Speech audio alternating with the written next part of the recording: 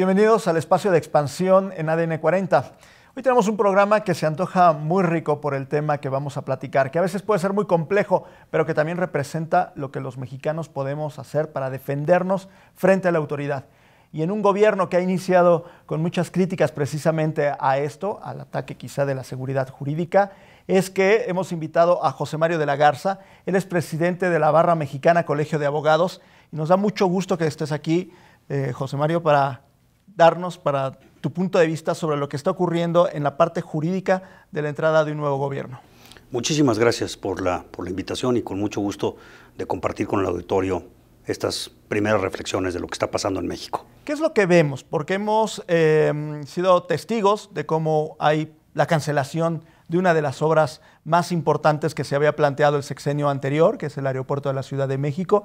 Vemos también que se emite una ley, que se aprueba una ley para reducir los salarios de los burócratas, de los secretarios, de los directores que trabajan precisamente en oficinas de gobierno.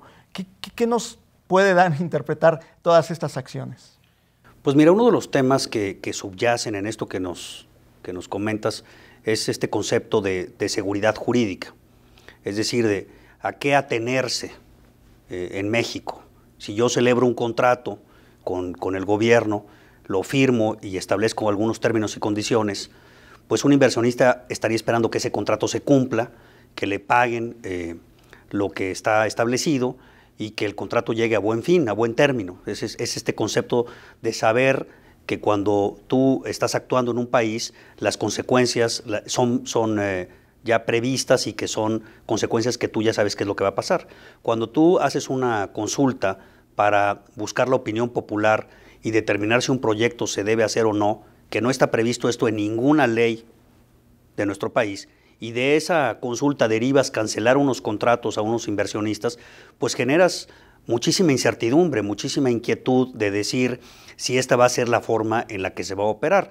El gobierno mexicano tiene que celebrar una diversidad de contratos de todo tipo. Para poder operar tienes que utilizar a la iniciativa privada, tanto a nivel internacional como a nivel nacional, para poder proveerte de bienes y servicios. Pero si tú vas a operar de esta manera, en donde pareciera que con una consulta que no refleja realmente un sentir técnico, de ahí vas a descolgar que puedes cancelar contratos, pues nosotros como abogados en ese sentido vemos que es un tema extremadamente preocupante. ¿Cuál es la posición ahora y sobre todo viendo estas acciones que puede tomar un ciudadano común? Es decir, hay esta incertidumbre. Claro. Pero un ciudadano o una empresa que está precisamente ofreciendo servicios al gobierno federal, ¿qué es lo que tendría que estar haciendo para poder tener esa seguridad jurídica? Cuando actúa el gobierno tiene que explicarle al ciudadano en qué ley fundamenta esa actuación y cuáles son los motivos que utiliza para una determinación. Entonces, estaríamos esperando que el gobierno emita una resolución y diga a los inversionistas, a los contratistas, damos por terminada este contrato, estos proyectos, estos son los fundamentos que ocupamos en la ley y estas son las motivaciones. Contra ese acto de autoridad, el sistema jurídico mexicano le permite a los ciudadanos, a las empresas, promover juicios de amparo. ¿Qué quiere decir esto? Es llevar esta determinación del gobierno al Poder Judicial para que el Poder Judicial determine si es válido, si se actuó de manera lícita, si se puede cancelar un contrato, cuáles son las consecuencias de cancelarlo, qué pasaría, qué tiene que pagar el gobierno. Digamos que, y previendo y viendo más bien cómo se han tomado estas acciones, que este puede ser un sexenio o al menos el inicio en lo que también, pues evidentemente, forman este nuevo gobierno y empiezan a actuar de una forma que pudiera ser más legal, o no quiere decir que no sea legal, pero que pudiera ser un sexenio de litigios, que varios de los asuntos más importantes de este país se tengan que llevar al Poder Judicial. Pues mira, ya lo estamos viendo. Al principio me comentabas sobre la ley de remuneraciones. Bueno, sobre esa ley se han presentado miles de juicios de amparo, muchos funcionarios públicos que ahora trabajan en el Poder Judicial, y no me refiero al caso de los ministros solamente, sino personas que trabajan en los equipos de apoyo, en los juzgados, que trabajan ahí, están promoviendo juicios de amparos para decir, yo no estoy de acuerdo en que me reduzcas mis remuneraciones, y resulta que ya tenemos, pues acaba de iniciar el sexenio, y hay miles de demandas de amparo que están diciendo, esta ley a mí no me la vas a aplicar y esta ley viola los derechos humanos y esta ley no se puede estructurar de esta manera. Entonces ya estamos viendo un sexenio que por lo menos inicia con estos litigios. Veo, como te decía, también litigios en el tema del aeropuerto. El Tren Maya puede también dar una posibilidad de litigios ambientales, que algunos grupos o ONGs cuestionen si no va a tener una afectación importante al medio ambiente. Entonces también se han expresado en qué cuestionarían esta determinación. Entonces sí estamos viendo un sexenio por lo menos que empieza muy litigioso, y también una ciudadanía y unos empresarios que están mandando la señal de decir no aceptamos estas condiciones y vamos a recurrir al Poder Judicial.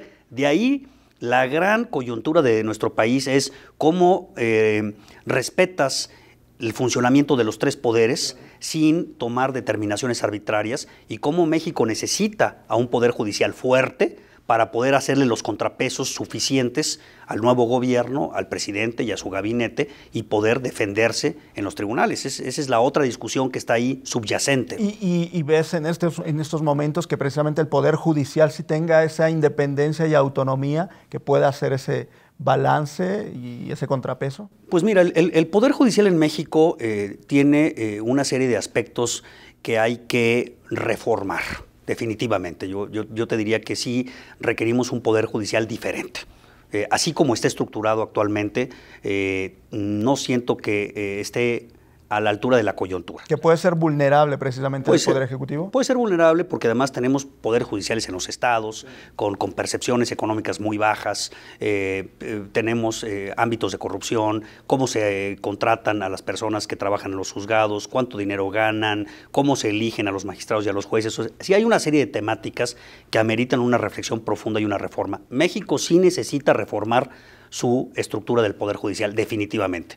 Ahora, para hacer esta reforma, pues necesariamente necesitas modificar la Constitución, modificar leyes, y ahí tiene que haber un diálogo respetuoso entre los poderes, porque puede ser una propuesta del propio Ejecutivo, y te recuerdo cuando fue el sexenio de Zedillo, que él inicia con una reforma al Poder Judicial y transforma el Poder Judicial. Sí se puede hacer un planteamiento desde el Ejecutivo para formar una reflexión respecto de qué Poder Judicial necesita México, pero tiene que ser muy respetuosa y muy cuidadosa, porque si esa determinación tiende a avasallar y tiende a imponer una determinación sobre el Poder Judicial, ahí estamos en problemas. Y en este momento, cuando tenemos a un Poder Ejecutivo que también tiene una garantía, digamos, con no una gran mayoría, pero la mayoría en el Congreso, pues evidentemente puede ser un poco elemento que nos dé ese equilibrio al Poder Judicial entonces. Desequilibrar al Poder Judicial, este tema de los salarios, si no es el único asunto, yo creo que se ha polarizado mucho la discusión para hablar solamente de los salarios, creo que seríamos muy superficiales en decir que solamente es un tema de salarios, es de mucho mayor profundidad, pero sí creo que el tema de jueces bien pagados en México, a todos los niveles, jueces de primera instancia, jueces federales, bien pagados, bien remunerados, también nos da una garantía para evitar corrupción y para también atraer a los talentos de la abogacía a que quieran ser jueces. Si tú empiezas a reducir de una manera significativa las prestaciones que obtiene un juez, pues también vas a crear un escenario donde qué joven en México que esté estudiando la carrera va a tener el incentivo para ser juez. Y México, mira, tenemos mucho menos jueces de lo que necesitamos. La tasa de jueces promedio por cada 100,000 habitantes en los países que tienen estados de derecho sólidos es entre 16 y 18 jueces, más o menos, esa es la tasa. México está en una tasa de 4 jueces por cada 100,000 habitantes. Necesitamos mucho más jueces en México que ayuden a tener un poder judicial. ¿Sabes para qué? Para poder hacer valer nuestros derechos. Es parte de un poco de lo que hace que en México sea muy impune, que la impunidad... Claro, tenemos una tasa de impunidad del 96% en México, es altísima. Tenemos una tasa del 95% de los delitos que no se denuncian. Solamente se logra dictar sentencia condenatoria a un crimen en el 2% de los casos. Pues bueno, vivimos en un país donde el Estado de Derecho está en una franca crisis, y la única forma de tener un Estado de Derecho que funcione es cuando tú tienes jueces que le permiten a la población hacer valer sus demandas, las tramitan de manera rápida, expedita, y obtienes una sentencia que puedas ejecutar y que puedas hacer cumplir. Eso en México no lo tenemos. Hay miles de expedientes que no se resuelven, hay miles de casos que no pueden tener una sentencia, y hay miles de mexicanos que tienen un conflicto jurídico y que no pueden ni siquiera acceder a un tribunal, que no tienen ni siquiera acceso elemental. Independientemente de los ingresos de los jueces que se calculan, sobre todo de los magistrados, es 600,000 pesos. De los ministros de la Suprema Corte. De los ministros, 600,000 pesos suena demasiado. Es decir, tendría que haber también otras eficiencias de ahorro, pero los 600,000 siguen siendo para muchos escandalosos. Mira, yo creo que se polarizó el debate para decir que los ministros, que son 11 solamente, tienen este tipo de prestaciones.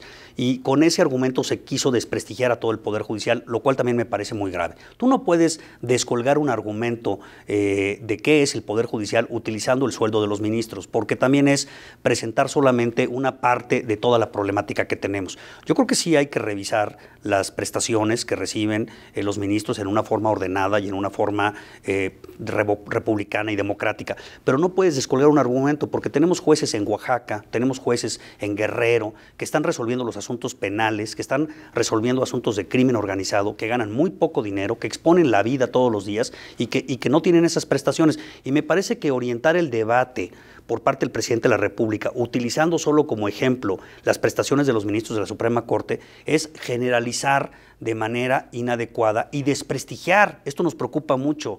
Cuidado en un país en donde tú empieces a desprestigiar al Poder Judicial, siendo tú el Poder Ejecutivo, cuya responsabilidad es mantener el equilibrio y el buen diálogo entre los poderes. Es realmente un tema que en la barra nos preocupa, que esa sea la forma en la que el presidente se refiere a la Corte, argumentando que todo es corrupción. No te estoy diciendo que no tengamos problemas de corrupción en México en el Poder Judicial, pero generalizaciones en donde todo mundo es corrupto y que a partir de unos salarios todo está mal, pues me parece que es simplificar el debate de algo mucho más complejo. ¿Cuál sería la recomendación de la barra mexicana del Colegio de Abogados para precisamente reestructurar el sistema judicial? Yo pienso que sí debemos entrar en una reforma de gran calado al Poder Judicial. Tenemos que hablar de las remuneraciones, como ya lo estableces. Tenemos que establecer cuáles son los métodos para ser juez, cuál es esa meritocracia que se requiere. Tenemos que hablar de las condiciones en las que laboran los juzgados. Se había dicho, por ejemplo, que iba a haber una rotación. Bueno, esos son los temas que hay que abordar. Sí implica una reforma en donde tienes que escuchar qué es lo que dicen los jueces en México, cuál es el sentir, qué es lo que dice la abogacía organizada, los abogados que somos los que operamos en el sistema, qué dice el Poder Ejecutivo. Y yo creo que con un diálogo constructivo de cómo puede tener México un Poder Judicial que le sirva, que permita que cualquier ciudadano haga valer sus derechos, pues es un debate que nos podría llevar a un buen puerto. La confrontación y denostación de un poder hacia otro no nos conduce a nada bueno y conduce a una percepción generalizada de tener un Poder Judicial que no sirve, que es corrupto, y me parece que en la coyuntura del país y la coyuntura de los derechos humanos, si tú te fijas en México, el tema de los derechos humanos, migrantes, violencia familiar, prisiones, abuso de la policía, abuso del ejército, o sea, la agenda de México pasa por el respeto a los derechos humanos. La única forma de garantizar eso es con un Poder Judicial eficiente y un Poder Judicial bien estructurado.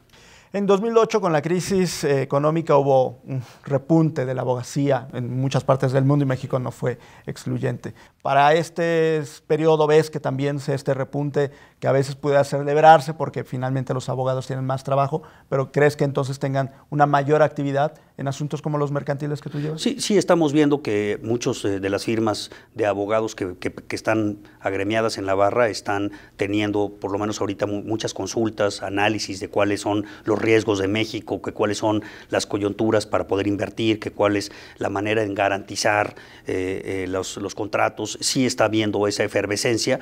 Yo quisiera que también la hubiera en el sentido constructivo, en decir cómo los abogados en México podemos colaborar para que el país cambie. México tiene que cambiar y tiene que transformarse, pero creo que lo podemos hacer de una manera constructiva y la abogacía en México puede servir a colaborar en dar ideas y en dar experiencias que se ha hecho en otros países, que ha servido y que ha contribuido a que el país tenga un Estado de Derecho.